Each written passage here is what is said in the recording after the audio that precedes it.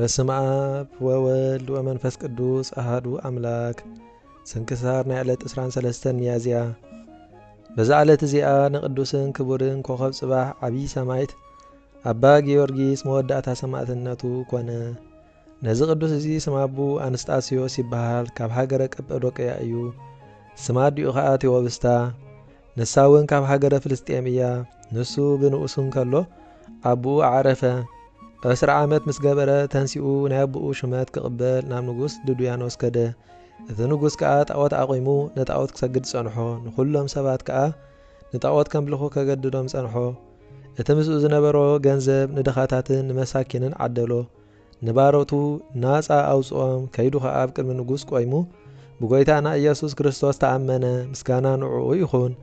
እቲ ንጉስ ከዓ ብዙሕ ክጥብሮ ደለየ። ብዙሕ ዓበይቲ ቁም ነገር ክገብረልካ እየ ኢሉ ተስፋ ሂቡ ኪዳን ኣተወሉ። ንሱ ግና ናብ ኪዳናቱ ኣይተመልሰን ኣይተኣዘዞን እውን። ምስ ኣበዮ ብዛዕባ እዚ ንክትሰምዖ ዘደንፁ ብዙሕ ስቃያትን መቕፃዕትን ቀጽዖ። ጎይታ ከዓ የጽንዖ ኣቕሷሉ እውን የሕውየሉ ነበረ። ምእንቲ ቅዱስ ስሙ 3 ግዜ ከም ዝመውት ከዓ ነገሮ። ካብኡ ከዓ ጥዑይ ገይሩ ከም ዘተንስኦ ኣብ ራብዓይ ከዓ ኣኽሊል ሰማዕትነትን ጅግነትን ከም ዝቕበል ነገሮ። ስሙ ኣብ ኩሉ ዓለም ፍልውጥን ግልውፅን ከም ዝገብረሉ ኪዳን ኣተወሉ። ንሱ ኣብ ስቃይ 7 ዓመታት ከም ዝጸንሕ ዝለኣኽዎ ዘጸናንዕዎ ድማ መላእኽቲ ከም ዝልእከሉ ነገሮ። እቲ ንጉስ ከዓ ቅዱስ ጊዮርጊስ ንዑ ብዘይ ምእዛዙ ብዙሕ ስቃይ ስለ ዘሳቀዮ ብዙሕ ሓዘነን ተከዘን። ድሕሪዚ ሓደ ኣትናስያ ዝስሙ ዓብይን ጽኑዑን ጠንቋሊ ኣምፀአ። መርዚ ዝመልአ ዝሰረዮ ጽዋእ ከዓ ክሰቲ ሃቦ። ስተይ ምስ ኣበሎ ዝመውት መሲልዎ ነበረ። ቅዱስ ጊዮርጊስ ግና ነቲ መርዚ ዝመልአ ጽዋእ ምስ ሰተዮ ካብ ሕማቕ ወላ ሓንቲ ነገር ኣይተንከፎን፣ ገለ ነገር ኣይኮነን። እቲ ሰራይ ጠንቋሊ ገለ ከም ዘይኮነ ምስ ረአየ ብጎይታና ኢየሱስ ክርስቶስ ኣመነ። ምስጋና ንዕኡ ይኹን። ብክርስቶስ ምእማኑ ምስ ረአዩ ከዓ ሰይፎም ቀተልዎ። ኣኽሊል ሰማዕትነት ከዓ ተቐበለ። ምስኡ ድማ 3700 ነፍሳት ዝኣመኑ ተሰይፎም ሞቱ። ቅዱስ ጊዮርጊስ ኣብ ቅድሚ ንጉስ ዱድያኖስ ምስ ቆመ ኣብኡ ከዓ 70 ነገስታት 70 ደያኑ ተኣኪቦም ኣብ 70 መናብር ተቐሚጦም ነበሩ። ንቅዱስ ጊዮርጊስ ከዓ ካባኻ ነዞም ተቐሚጥናዮም ዘሎና መናብር ከም ዝጭብጭቡን ከም ዝፈርዩን ክትገብሮም ክንርኢ ንደሊ ኣሎና በልዎ። ሽዑ ጸለዮሞ ንግዚኡ ከም ዝጭብጭቡን ከም ዝፈርዩን ገበሮም። ነዚ ርእዮም ከዓ ብዙሓት ክቁፀሩ ዘይከኣሉ ኣመኑ። ድሕሪዚ ነዚ ቅዱስ ወሲዶም ኣብ ዓብይ ድስቲ ገይሮም ኣብሰልዎ። ጥሒኖም ከዓ ኣብ በሪኽ ቦታ ኣብ ደብሪ ናብ ንፋስ ደርበይዎ። እግዚኣብሔር ከዓ ንነፍሱ ናብ ስጉኡ መለሳ። ናብቶም ነገስታት ተመሊሱ ከዓ ብግልፂ ብስም ጎይታ ሰበኸሎም። ንሳቶም ኩሎም ተገረሙ። መሊሶም ድማ ዝሞተ ሰብ እንተኣተንሰኣካልና ኣምላኽካ ሓቀኛ ኣምላኽ ከም ዝኾነ ፈሊጥና ብኡ ክንኣምን ኢና በልዎ። ቅዱስ ጊዮርጊስ ከዓ ናብ እግዚኣብሔር ጸለየሞ ካብቶም ሓመድ ዝኾኑ ምዉታን ሰብኡትን ኣንስትን ኣግዋዝን ኣተንስኣሎም። እቶም ዝተንስኡ ምዉታን ድማ ብስም ጎይታና ኢየሱስ ክርስቶስ ሰበኹ። ምስጋና ንዕኡ ይኹን።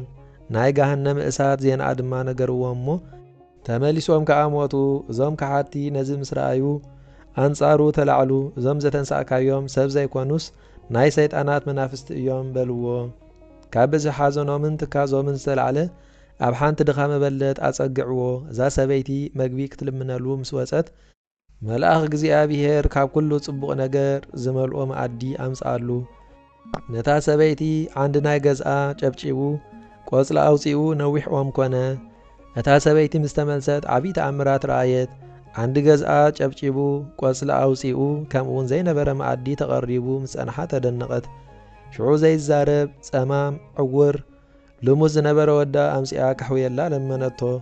ንሱ ከዓ መንገዲ እግዚኣብሔር ነገራ እሞ ብጎይታና ኢየሱስ ክርስቶስ ኣመነት። ምስጋና ንዕኡ ይኹን። ነቲ ህፃን ከዓ ኣብ ገጹ ብትእምርተ መስቀል ኣማዕቲቡ ባረኾ እሞ ንግዚኡ ረአየ ሓወየ። መሊሱ ከዓ ኣነ ብኻልእ ግዜ ክሰምዕን ክንቀሳቐስን ክዛረብን እየ ዝደሊ በለ። እቲ ንጉስ በቲ ጐላጐል ናይቲ ዓዲ ክሓልፍ ከሎ ነታ ኦም ረአያ እሞ ተደነቐ። ብዛዕባ ከዓ ሓተተ። እዛ ኦም ናይታ ቅዱስ ጊዮርጊስ ምስኣ ዘሎ ሰበይቲ ከም ዝኾነት ነገርዎ። ንሱ ከዓ ንቅዱስ ጊዮርጊስ ናብኡ ኣምፅኦ ዓብይ መግረፍቲ ክገርፍዎ ኣዘዘ። ኣብ መርገጽ ገይሮም ከዓ ረጋጊጾም ቀተልዎ እሞ ሞተ። ናብቲ ኣፍ ደገ እቲ ዓዲ ከዓ ደርበይዎ። እግዚአብሔር ከዓ ንሳልሳይ ግዜ ኣተንስኦ ተንሲኡ ከዓ ናብ ንጉስ ተመልሰ እቲ ንጉስ ከዓ ተደነቐ ፈርሀ ድማ ብዛዕባ ዘሳቀዮ ከዓ ሓዘነ ከቀባጥረሉ ጀመረ ጓሉ ከመርዕዎ እሞ ኣብ መንግስቱ ከዓ ምክትሉ ክገብሮ ኢሉ ኪዳን ኣተወሉ ቅዱስ ጊዮርጊስ ግና ተሳለቀሉ ንኣማልኽቲ ዕጣን ክዓጥን እየ በሎ ንጉስ ከዓ ሓቂ መሲልዎ ተሓጎሰ ብድድ ኢሉ ከዓ ርእሱ ሰዓሞ ናብ ኣዳራሽ ቤተ መንግስቱ ከዓ ኣተዎ ቅዱስ ጊዮርጊስ ከዓ ተንሲኡ ጸለየ መዝሙረ ዳዊት ኣንበበ እታ ንግስቲ ሰበይቲ ንጉስ ክጽልን ከሎ ሰምዓቶ እሞ እቲ ዘንብቦ እንታይ ከም ዝኾነ ክገልጸላ ከዓ ለመነቶ ንሱ ከዓ ጎይታ ነዚ ዓለም ካብ ዝፈጠሮ ሰብ ኮይኑ ክሳዕ ዝውለድ ክገልጸላን ከረድኣን ጀመረ ትምህርቱ ኣብ ልባ ኣተወ እሞ ብጎይታ ኣመነት ንጽባሒቱ እቲ ንጉስ ኣዋጅ እውጅ ልኢኹ ኩሉ ሰብ ክእከብ ቅዱስ ጊዮርጊስ ንኣማልኽቲ ዕጣን ክዓጥን ከሎ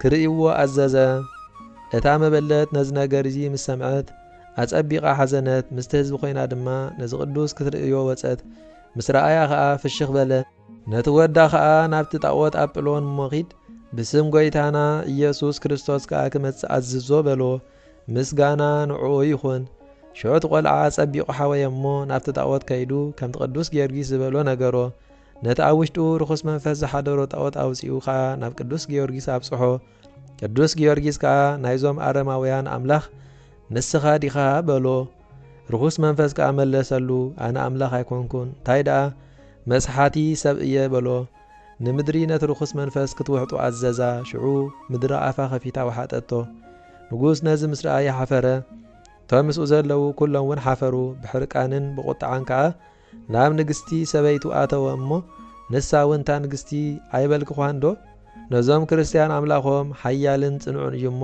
ኣይትቃወሞም እኮ ኢለካ እየ በለቶ መሊሱ ኣብ ልዕሊኣ ተቆጥዐ ቅዱስ ጊዮርጊስ ናብ እምነት ክርስቶስ ከም ዘእተዋ ከዓ ፈለጠ ናብ ኣፍ ደገ እቲ ሃገር ስሒቦም ከውፅእዋ ኣጥባታ ሰንጢቆም ክሰቕልዋ ኣዘዘ እሞ ከምዚ ገይሮም ስቀተልዋ ኣኽሊል ሰማዕትነት ናይ መንግስተ ሰማያት ተቐበለት ሽዑቶም ነገስታት ብዛዕባ ቅዱስ ጊዮርጊስ ሰንበዱ ንንጉስ ዱድያኖስ ከዓ ደብዳቤ ክጽሕፍ ርእሱ ብሰይፊ ክቆርጽዎ እሞ ካብኡ ከዕርፉ ኣብኣቶም ሕፍረት እናወሰኸ ከይከይድ ዝብል ምኽሪ መኸርዎ ሽዑ ርእሱ ብሰይፊ ክቆርጽዎ ኣዘዘ ሓያልን ጅግናን ቅዱስ ጊዮርጊስ ከዓ ተሓጐሰ ንጎይታ ድማ ካብ ሰማይ ሓዊ ኣውሪዱ ነዞም ሰብዓ ዓላውያን ነገስታት ምስ ሰራዊቶም ከቃጽሎም እሞ እቲ ስቃያት ካብ ደቂ ክርስቲያን ክዕርፍ ለመኖ ከምቲ ዝበሎ ድማ ኮነ ምስጋና ንዑ ይኹን ጎይታና ተገልጸሉ ብዙሕ ኪዳናት ድማ ኣተጽፈዎ ኣብ ምድሪ መዘከርተኻ ዝገብር ኩሉ ኣነ ሓጢኣቱ ክድምስሰሉ እየ በሎ